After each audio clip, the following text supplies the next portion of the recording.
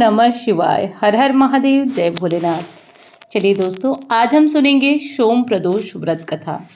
जो भगवान सोम को प्रिय है, यानी कि जो चंद्रमा को प्रिय है, जो भोलेनाथ को प्रिय है, ऐसे प्रदोष को सोम प्रदोष व्रत कहते हैं।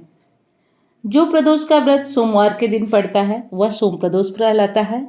सोमवार को भगवान शिव का दिन माना जाता है और इस दिन प्रदोष होने से इसकी महत्ता और अधिक बढ़ जाती है। अब जानिए प्रदोष के बारे में कि प्रदोष की व्रत की कथा क्या है।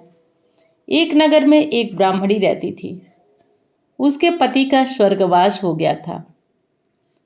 अब कोई उसका आश्रयदाता नहीं था, कोई उसका पालन पोषण नहीं करने वाला था। इसलिए वह स्वयं भी मेहनत मजदूरी करती थी और अपना और अपने पुत्र का पेट पालन करती थी।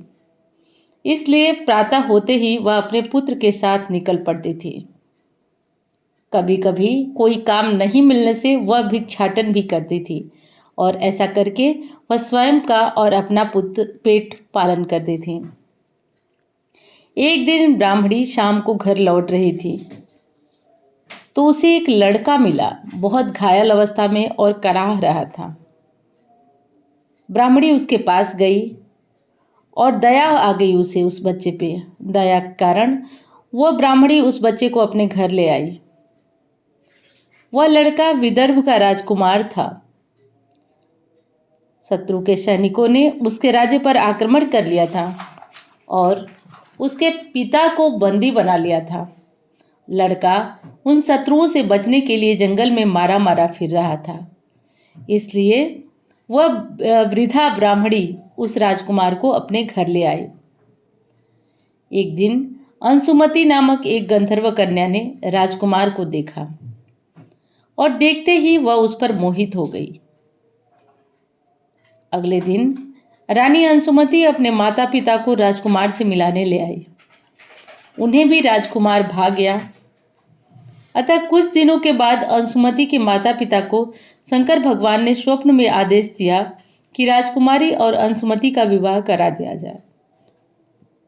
उन्होंने ठीक वैसा ही किया। ब्राह्मणी प्रदोष व्रत करती थी। उसके व्रत के प्रभाव और गंधर्व राज की सेना की सहायता से राजकुमार ने विदर्भ देश के शत्रुओं को खदेड़ दिया और पिता के राज्य पर पुनः अधिकार प्राप्त कर आनंद पूर्वक रहने लगा। राजकुमार ने ब्राह्मण पुत्र को अपना प्रधानमंत्री बनाया।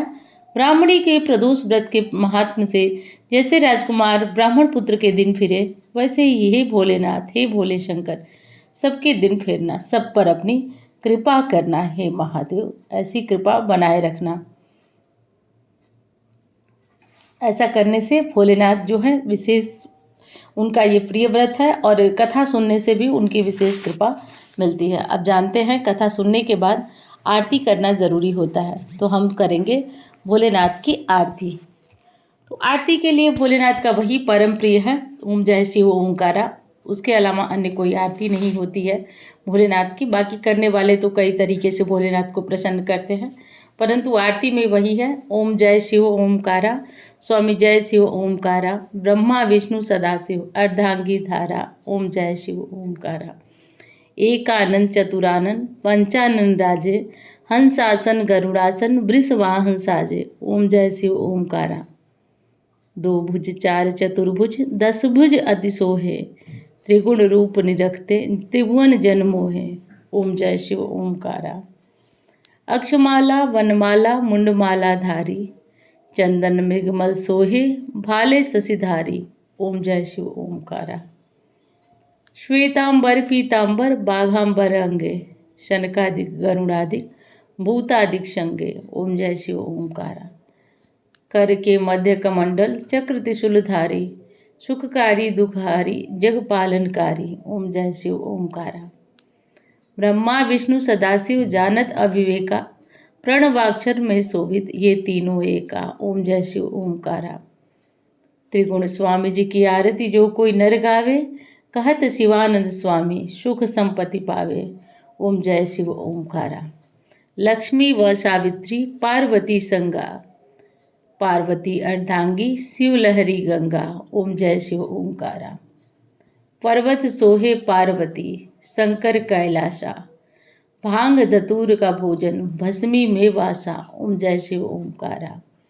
जटा में गंग बहत है गरमुंडल माला। शेष नाग लिपटावत ओढ़त मृग छाला। ओम जय शिव ओमकारा। काशी में विश्वनाथ विराजे नंदी ब्रह्मचारी। नितूठ दर्शन पावत महिमा अति भारी। ओम जय शिव ओमकारा। ओम जय शिव ओमकारा। स्वामी जय शिव ओमकारा। ब्रह्मा विष्णु सदाशिव अर्धांगी धारा। ओम जय शिव ओमकारा। तो इस तरीके से करके आप भोलेनाथ की आरती करिए। आरती सुनना चाहें तो सुन सकते हैं, इससे भोलेनाथ की विशेष कृपा मिलती है। उम्मीद करती हूँ कि कथा आपको पसंद आई होगी। मैं मिलती हूँ अब अन्य वीडियो में। धन्यवाद।